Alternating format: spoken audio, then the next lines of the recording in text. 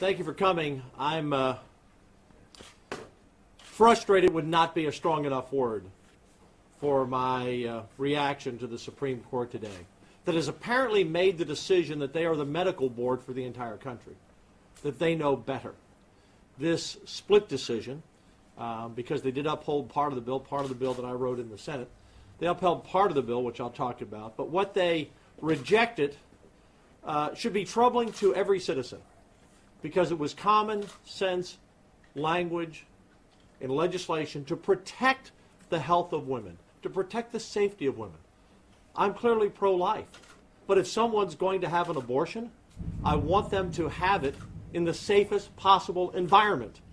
You've heard Planned Parenthood and others who are for abortion say, you know, if we keep passing laws, you're going to have women in back alleys getting abortions. Well, this is what the Supreme Court approved today, because our law simply said that an abortion clinic must have the same safety procedures as an outpatient center, an ambulatory surgical center. You know, many people go for day surgery. We wanted the standards of an abortion clinic to meet those standards. For example, a sterile environment. Is that too much to ask to protect women? To have wide enough doors so if there is need for emergency care, that you could bring the proper equipment into the facility. You know, abortions can lead to hemorrhaging. You could have anesthesia issues.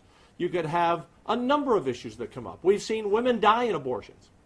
So we wanted a safe environment. Just meet the level of an ambulatory surgical center. And the Supreme Court said no to that.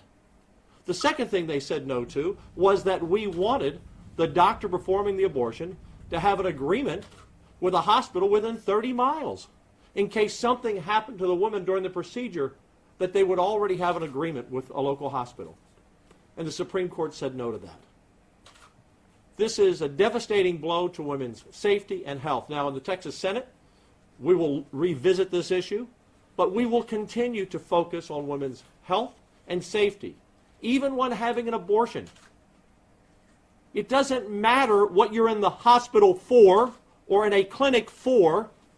You should have the ultimate safety standards. We're not a third world country, but the Supreme Court leftists apparently don't understand that. Now, what the Supreme Court did uphold was the 20-week ban on abortions, and they upheld the part of the bill that I wrote in the Senate, which pertained to abortion clinics having to follow the instructions on drugs that induce abortions. So I'm glad the Supreme Court upheld those two key parts of the bill. But for the life of me, I can't imagine the women on the court or the men on the court who said, we think somehow or another if you want an abortion, you deserve less standards than if you were getting treated for a broken leg.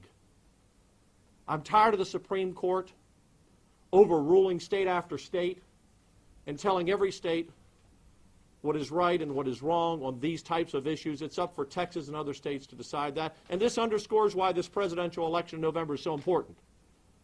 Because if Hillary Clinton is the next president and has a chance to appoint 3 or 4 Supreme Court justices over the next several years, these decisions won't be narrow decisions.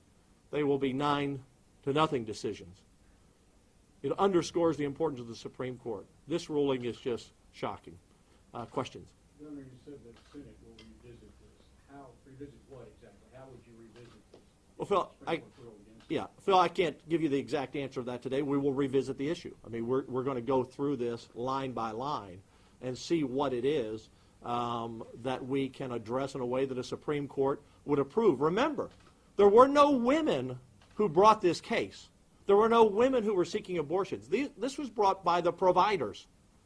Because Planned Parenthood, it spends a lot of money in politics, ought to spend their money bringing their clinics up to a safety standard that all women would expect. That's what Planned Parenthood should have to do. And it's my understanding, Phil, there have been some similar bills written by other states that the Supreme Court has not ruled against. So we're going to look at all of that.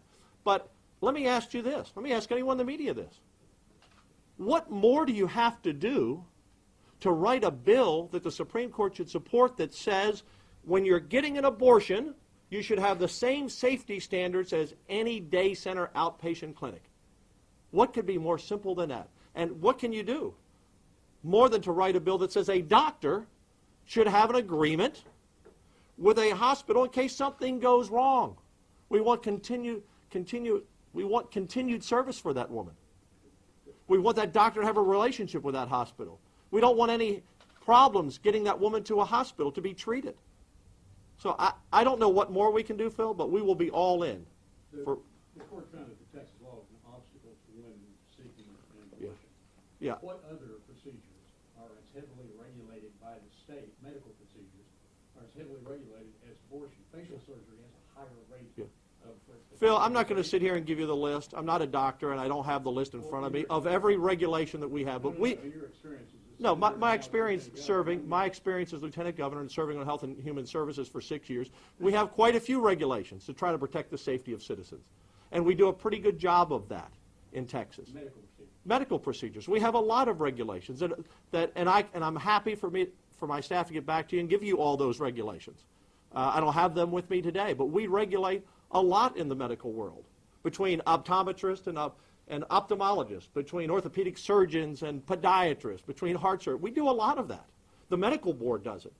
But that's part of our responsibility to just try and protect the safety of any man or woman who's getting surgery. And abortion, remember, is the only medical procedure that is intended to end in death.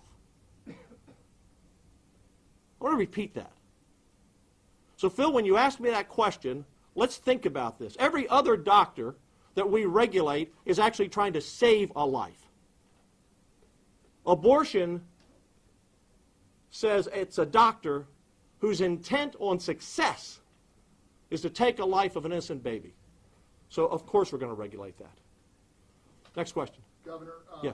It's been reported that approximately 9 or 10,000 fewer abortion procedures were performed while HB2 was in effect.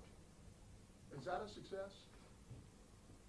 If I heard your question correct, for those of you who did not hear it, we are now having fewer abortions because of the sonogram bill we passed back in 2011 and because of HB2. I think that's great news. Innocent babies born in the image of God are alive today because, Phil, of the bills that we passed in the Texas legislature and the Texas Senate that I've been a key part of. I am unapologetically, unabashedly pro-life. And our abortions, I believe the last numbers I saw have dropped from a high of about 80,000 down to in the high 50s. That's 20 more thousand children who are alive today. And this Supreme Court wants to turn that back? You know, I understand Wendy Davis is running a victory lap. She's the only woman that I know, along with Hillary Clinton, that is cheering the fact that they can kill more innocent babies in the womb. What a disgraceful display of celebrating a victory at the Supreme Court for Hillary Clinton and Wendy Davis and anyone else who thinks this is a victory. This is a tragedy for women's safety, women's health, and for innocent life. Take one more question. Thank you all very much for coming out on a rainy day. Thank you.